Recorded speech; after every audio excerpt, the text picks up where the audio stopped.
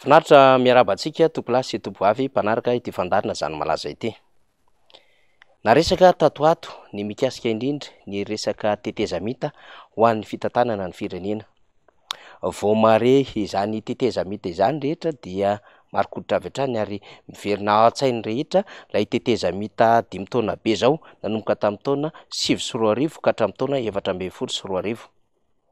Ny tetezamita kabraraka, ny tetezamita vakibalina teo amin'ny fanondranana tsokosoko ireo harem-pirenena, ny tetezamita izay nanaovana fifanarahana hafahafa ka nahazoana vola tamin'ireo tetikasa lehibe eto amin'ny firenena raha tsy laza afa-tsy ny tany Soalala amina resaka vy, ny tetezamita nanaovana tantely hafa-drakotra ny volam-panjakana ka nanerena ireo mpandraharaha lehibe maro samihafa ho tsy maintsy niara-niasa tamin'ny fitondram-panjakana ka namoahan'izy ireny vola tahaka ny tany Ambatovy sy ireo rehetra izay nieritreritra fa hampiasa vola eto Madagasikara.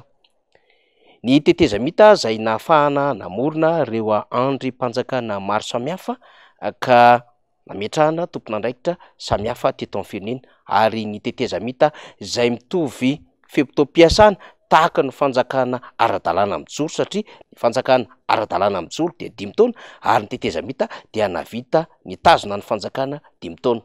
Nitarika nofiratsy ary nitarika fahasorenana ho an'ny vahoaka malagasy izay mba nanana fiariana tsara izany tetezamita izany, satria potika taoriana ny 7 ny fiarikareny malagasy izay nieritreritra fa hisy fiovana hoentin'ny rivotry ny fanovana izay novoizina sy nanaovana resabe teny amin'ny kianjan'ny 13 Mey ary namitehana mihitsy aza fa nanana mpitondra teo aloha ary nanesorina mpitondra teo amin'izany toerana sy andraikitra izany.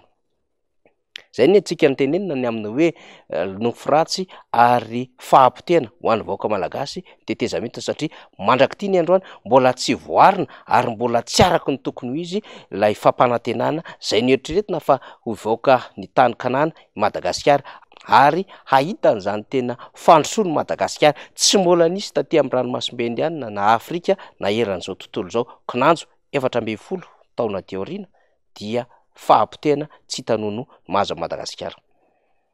Raha voizina ny tetezamita amin'izao fotoana izao dia miverina an-tsain'ny ny vahoaka malagasy ny tetezamita nanomboka 2024.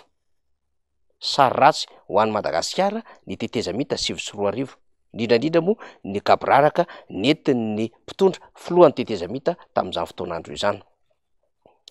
Mety hoe misy hevitra tsara ao ambadiky ny tetezamita mba hahazoana Madagasikara vanina, mba hahazoana ihany koa manao fandaminana vaovao halohany angambany hatongavana ny fifidianana, kanefa rehefa mijery ny zava-misy ankehitriny dia manabe ny ihany ny aminy hoe sao de hiverina amin'ny sary fitsetsefana sy fandroban'ny harem-pirenena ary vakibalina amin'ny raharaha sy ny volam-panjakana no eritreretina amin'izany tetezamita izany, dia mametraka fahamialona ny rehetra. Ahoana tokoa moa tsy ho mailo, satria efa bolana amin'ity andro androany ity no tokony hametrahany filohan'ny repoblika fametraha-pialana, izany hoe amin'ny 9 septambra raha toa ka ho kandida izy.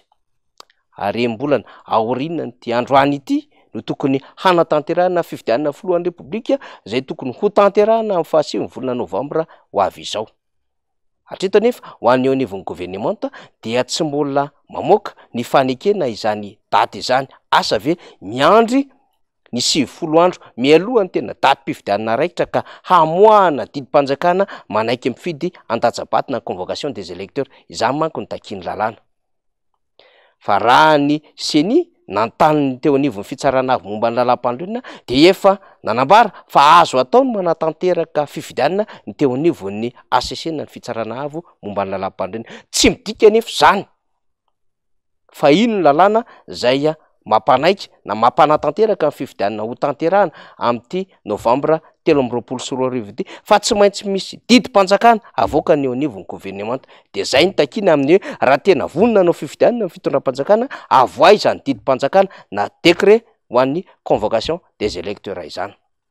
Ino ny marika lehibe ny fahavononana izay hiatrika fifidianana. Ankoatran'izay, hiditra ao anatin'ny fivoriana voalohan'ny antenimieram-pirenena i Madagasikara, ka ao anatin'izany ny teti-bola hasy-panitsiana.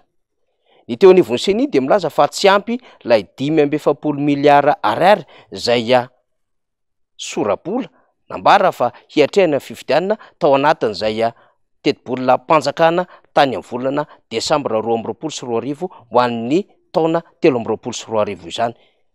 raha ho an'ny eo anivon'ny seny dia bebe ihany ny vola zay tadiavina hiatrehana izany satria ny fifidianana andeha amin'ny voalohany, ny fifidianana fiodinana faharoa ary ny fifidianana communal no tokony ho eritreretina amin'ity taona ity.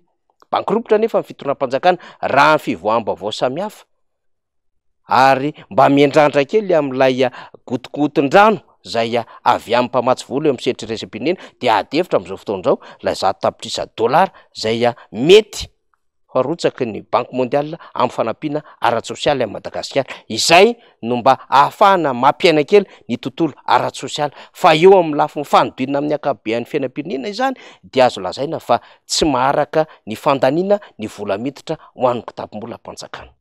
De mbola akamantatra tseto ny amin'ny hoe hahita vola hanatanterahana fifidianana fiodinana voalohany ary ve ny fitondram-panjakana arak'izay voasoritra fa 5.7 miliara ariary satria mantsono io 5.7 miliara ariary dia voatokana ho an'ny fiodinana voalohany ihany. Ka raha toka tsy misy ny olany ahoana no ahafahana miatrika ny fiodinana faharoa mbola adevitra fa hatreto ihany koa tsy mbola nanambara ny fahavononany hanampy amin'ny Madagasikara ka androtsaka vola ao anatin'ilay tahiry ombonina ny mpamatsy vola sy mpiara-miombonantoka Madagasikara ny sehatra resam-pirenena na basket fond. Manitikitika izany satria amin'ny akabeny raha ho an'ny fifidianana zay nisy teto Madagasikara dia saika nanampy nanao tahatsoroka Madagasikara hatrany ireo mpiara-miombonantoka zany hoe ireo mpamatsy vola. Raha ho an'ny fifidianana manko raha toka fandaminana ara-pifidianana ny resahantsika ka fandaniana ara-bola no hitondrana ny adevitra dia mandany kokoa ny fifidianana filoham-pirenena satria tsy vita ny fiodinana voalohany fa misy ny fiodinana faharoa. Ary indrindraindrindra ao anatin'ny fanavaozana tanteraka ny listy mifidy na ny refond total isika amin'izao fotoan'izao dia misy fandaniana mihoatra izany noho ny raharaham-pifidianana tsotra amin'ny alalan'ny ralina satria ny ralina na ny fanitsiana ny listy mifidy fanao isan-taona no mahazatra hatramin'izay. Zany hoe tsy de misy vola be tahaka ny volana nina amin'ity fanavaozana hifotin'ity zany na ny refond total. Mbola fandaniana mihoatra amin'ny fandaniany seni tahaka ny mahazatra izany resahantsika izany, indrindra moa raha toka misy ny fitombona bureau de vote kanefa izany dia miankina amin'ny fokotany. Hatreto anefa tsy mbola fantatra marina ny tena isan'ny fokotany zay avoaka ministeran'ny atitany sy eo ampelantanana ny seni amin'izao fotoana izao. Ny isan'ny fokotany no andrafetana ny isan'ny birao mpantatsaham-bato na bureau de vote mbola tsy voafaritra zany ankehitriny. Ireo rehetrarehetra ireo ny antsika ilazana fa mitombo kokoa ny fandaniana rehefa fifidianana filohan'ny repoblika.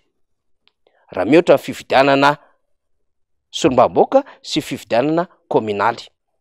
Arak'izany ary dia ny fifidianana no eritreretin'ny ny antokotiko Madagasikara ary efa nambara ny filoha Marc Ravalomanina fa hizorana makany amina fanajana ny lalam-pandroana ary fampanajana ny rafitra demokratika eto Madagasikara. Arahantsika vetivety izay fanambarany filoha Marc Ravalomanina izay. Amariny ny anarana eny amin'ny fokotany rehetra ary fa marina ny anarana jereo tsara ny manodidina anao sy ny mpiarabelona aminao sao dia misy indray ny verimberina na olona tokony tsy soratra anaranao mbola voasoratra ihany na ny olona mbola tsy tonga tony aza manaiky fa mijoro hatramin'ny farany.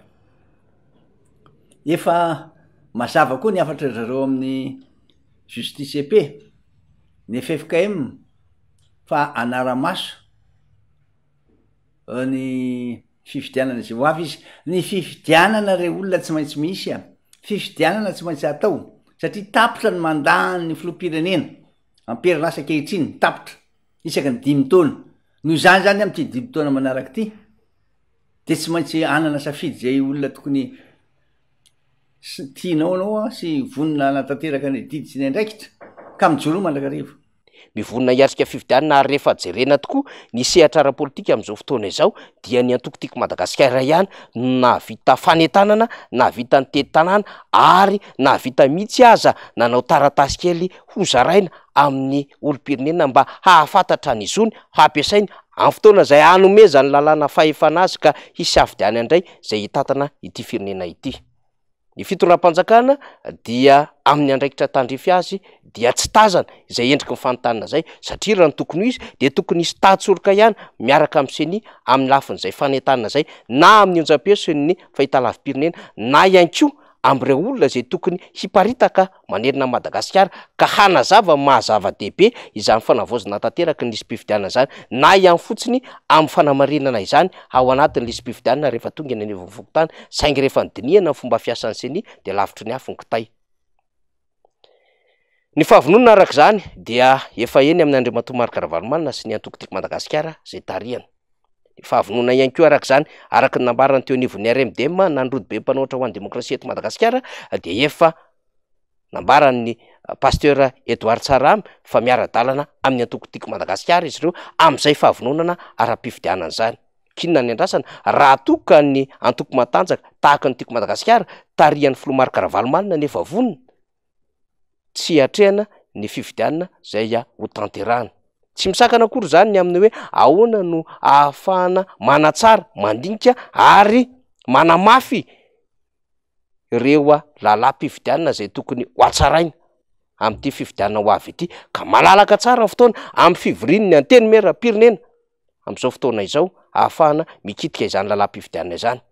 Mitondra ny ady-hevitra eo amin'ny volalaniana amin'ny kandida ary ny fandaniam-bola fiatrehana ny fampielezan-kevitra. Ady-hevitra tokony resahana daholo zany ao anatin'izao fivorian'ny anteny maera-pirenena izao. Ady-hevitra tokony adika-hevitra ihany koa ny mikasika ny fomba fandrafetana an'ireo mpikambana eo anivon'ny CENI sy ny ACC raha toka mbola tokony handraisana fanapahan-kevitra ny amin'ny fanatsarana ny tena fomba fiasan'izy ireo mba tsy hisiny zay fitongilanana ara-politika izay, ary fotoana zao hamerenana ny toromarika na recommandation napetraky ny voniny Europeanina tamin'ny taona 2024 rehefa nandalo teto Madagasikara, ary mbola nao amafisin'izy ireo tamin'ny taona 2024 azo dinihana zany ao anatin'ny fivorian'ny anteny maera-pirenena. Tsara ihany ny mandinika azy ampitsopitsopitandremana zay tokony hanatsarana ny fifidianana ho avy eo raha ny faneho-kevitra nataon'ny FFKM, nataon'ny KMF Knoe, nataon'ireo fiarahamonim-pirenena samihafa no avondrona ka tokony hoentina hamina taratasy ombonana eny anivon'ny anteny maera-pirenena. Sosikevitra avokoa sy fanitsaran-javatra zany nentsika izany mba tsy hitarozahana loatra amin'ity fikarakarana ny fifidianana ity.